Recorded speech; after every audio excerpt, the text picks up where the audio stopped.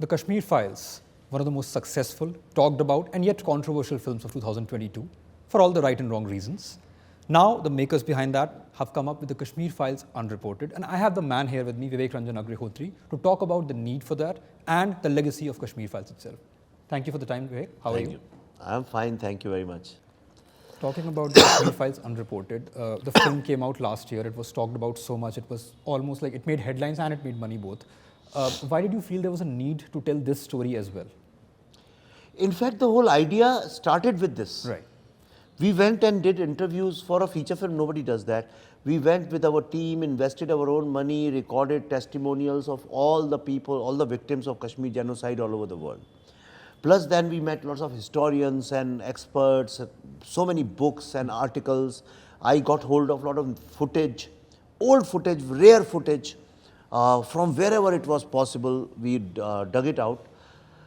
So I had thought that I will make a documentary out of it. But then the whole idea converted into making a feature film. And since then I had been wanting to put it in one place as a web series. For anybody, if you want to know anything from about Kashmir, just go there, whichever chapter you want to read, you can read. And this is going to be perhaps the first audio-video genocide documentation or cataloging in the history of India. And I feel great telling you this, that this is for the first time in India, anybody would be documenting a real genocide. Now, when Kashmir Files came out, there were two sides to what it was, and people had their opinions about it. Some people were in favor of the film, some people were against it, and the word propaganda was thrown around almost every second. Now, the same thing will happen when this comes out. How do you approach that charge of that, okay, this is propaganda, that you have an agenda behind it? How do you want to respond to that every time, or are you beyond that? No, there's nothing wrong. In fact, people who call it propaganda, this question should be asked to them, what is propaganda in this? If I have challenged, you include everybody, Mamta Banerjee, I have filed a case against her. I have challenged Arfa, what's her name, Sherwani, from The Wire. I challenge her. Please come and debate with me anywhere in the world. I mean, you tell me, as a journalist, you said that a lot of people say propaganda. You tell me what is propaganda in that. Okay, and if that is propaganda, then what is Student of the Year? Isn't that a propaganda of some Western brands of shoes and T-shirts? Right. Right? What are these family films? Aren't they propaganda of some stupid values which nobody adheres to in this country? What are these action films? Aren't they propaganda of violence?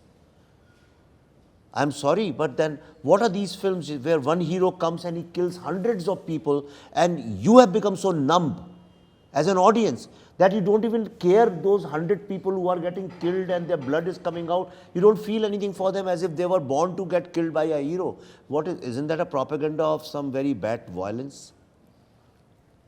Right? So what I'm saying is, everything is propaganda these days. I mean, everybody is doing, people have become fake food bloggers, right? But which part, which dialogue, which event, which sentence of Kashmir Files you think is propaganda? I guarantee you, I'll publicly say, yes, it's propaganda, and I'll delete it. But somebody should be telling me what is propaganda. I don't know what is propaganda. Right. So another charge that people had leveled against you was that you are profiting from a trauma of a community, profiting from a tragedy, because the film made hundreds of crores. Any response to that, now that a web series is also coming out of it?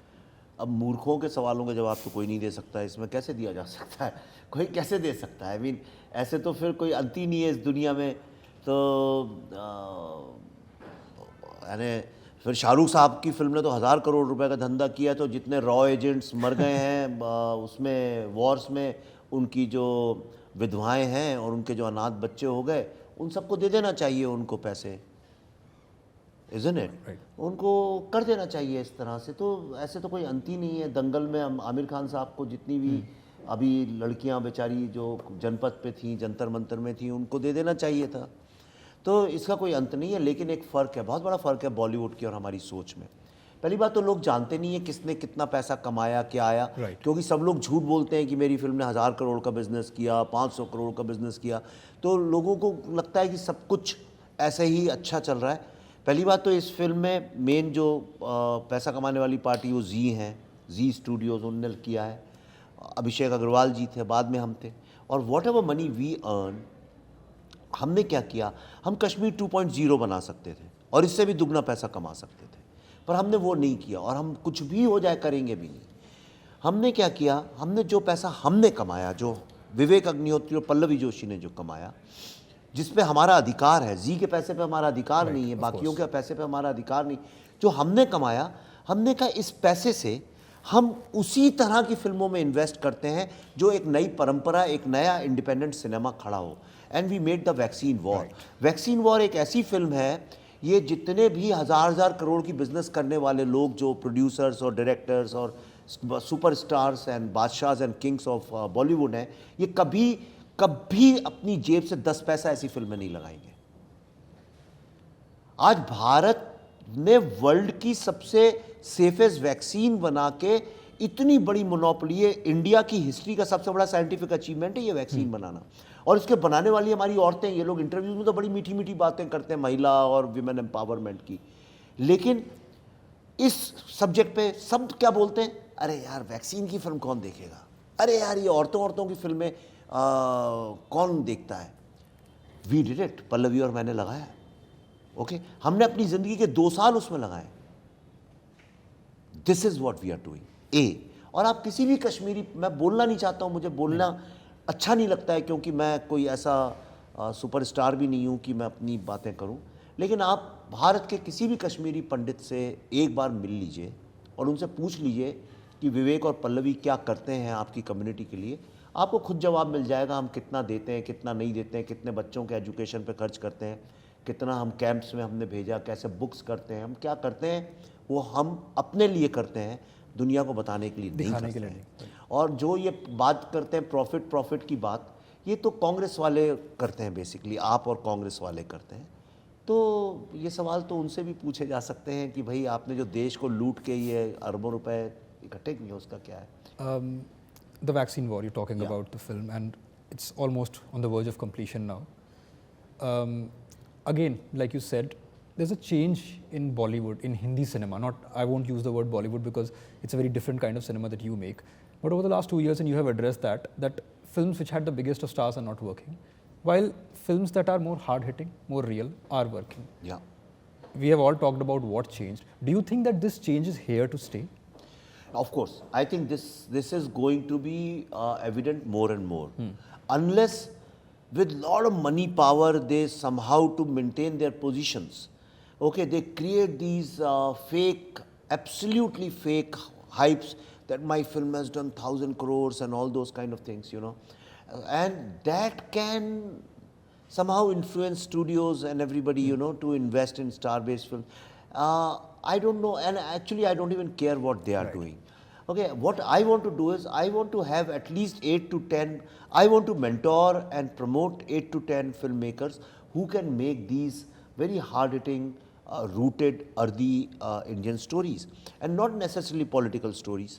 There are stories about so many things. Today, I think a film should be made on urban life of women. Right. Because in Bombay and Delhi, I see such hard-working girls, young girls and women, but their life around them doesn't make it convenient to you.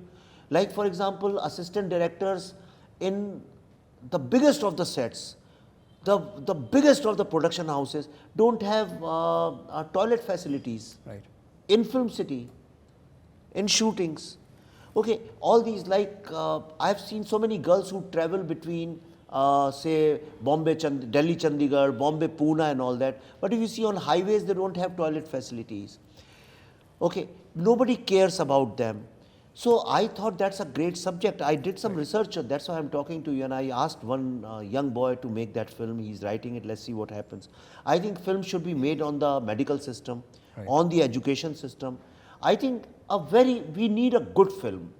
We need a very, very good film on this increasing industry of fake religion. Right. You know, this fake industry, anybody thinks अच्छा चल रहा है तो चलो मैं भी साधु स्वामी बन जाऊँ, मैं भी मौलाना बन जाऊँ, मैं भी प्रीस्ट बन जाऊँ. ये जो सुपरस्टिशंस की तरफ हमें नहीं जाना चाहिए, हम लोगों को ये अंधविश्वास की तरफ नहीं जाना चाहिए. Film should be made on that. Right. That's what I think. But without agenda, then you should have the guts to address it in the most honest form. in the way that it should be, Yeah, the truthful yeah, way. yeah.